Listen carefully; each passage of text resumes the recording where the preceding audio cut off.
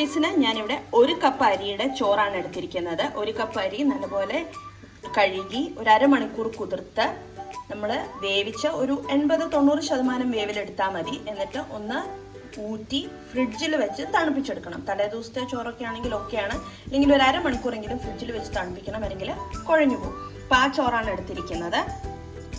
Fried റൈസിന് നമ്മൾ ആദ്യം ഒരു 3 മുട്ട പൊട്ടിച്ച് ചിക്കി എടുക്കണം.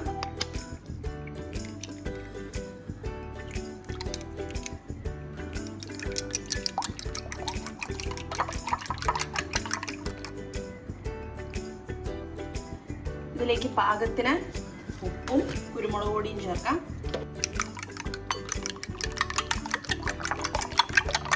പാൻ ചൂടാക്കി എണ്ണ ഒഴിച്ചു കൊടുക്കാം. ഇതിപ്പോൾ മുട്ട പൊരിക്കാൻ മാത്രമുള്ള എണ്ണ ഞാൻ ഒഴിക്കുന്നുള്ളൂ.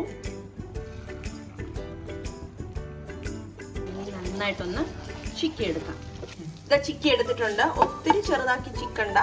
അപ്പം നമുക്കിത് സ്റ്റൗ ഓഫ് ചെയ്ത് ഇതൊരു പ്ലേറ്റിലേക്ക് മാറ്റി വെക്കാം. നമുക്ക് പാൻ ചൂടാക്കി എണ്ണ ഒഴിച്ചു കൊടുക്കാം.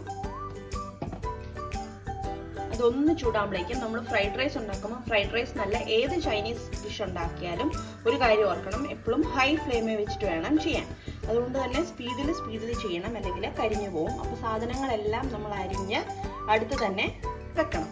എണ്ണ ചൂടായിട്ടുണ്ട്. നമുക്ക് അതിലേക്ക് അരിഞ്ഞു വെച്ചിരിക്കുന്ന വെളുത്തുള്ളി ചേർക്കാം.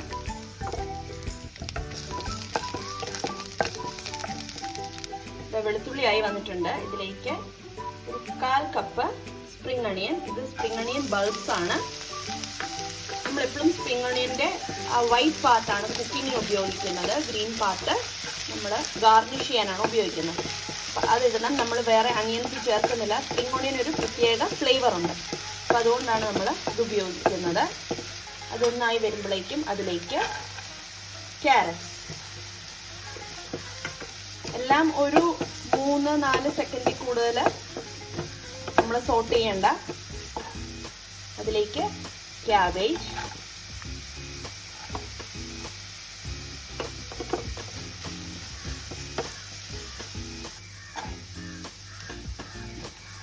Beans, capsicum. ഞാനിവിടെ ഒരു ഭംഗിക്ക് എല്ലാ കളറിലുള്ള ക്യാപ്സിക്കം എടുത്തിട്ടുണ്ട്. ഓർക്കണം, തീ എപ്പോഴും ഹൈ ഫ്ലെയിമേലായിരിക്കണം. ഇതിലേക്ക് ഒരല്പം സോയ സോസ്. ഇത് ലൈറ്റ് സോയ സോസാണ്.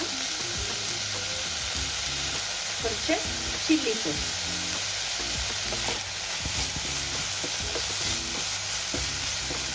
ഇതിലേക്ക് സ്ക്രാമ്പിൾ ചെയ്ത് വെച്ചിരിക്കുന്ന മുട്ട ചോറ്. ഈ സമയത്ത് ഉപ്പ് നോക്കാം, കാരണം സോയ സോസ് ചിലതിന് ഉപ്പ് കാണും. ഈ സമയത്ത് ഉപ്പുണ്ടോ നോക്കിയിട്ട് ആവശ്യത്തിന് ഉപ്പ് ചേർക്കാം. ഇതിലേക്ക് ചോറ് ചേർക്കാം. നന്നായിട്ട് മിക്സ് ചെയ്യണം. കുഴഞ്ഞു പോകാതെ മിക്സ് ചെയ്തെടുക്കണം. ടോസ് ചെയ്യാൻ പറ്റുമെങ്കിൽ ടോസ് ചെയ്താണെങ്കിലും എടുക്കാം.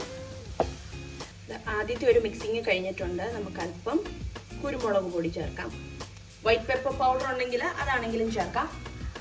സ്പ്രിംഗ് അണിയൻ ഗ്രീൻസ് ഇത് കൂടിയിട്ട് ഒന്നുകൂടി നന്നായിട്ട് മിക്സ് ചെയ്യണം. ആ കുരുമുളകും എല്ലായിടത്തും എത്തുന്നത് പോലെ ഒന്ന് മിക്സ് ചെയ്തെടുക്കാം.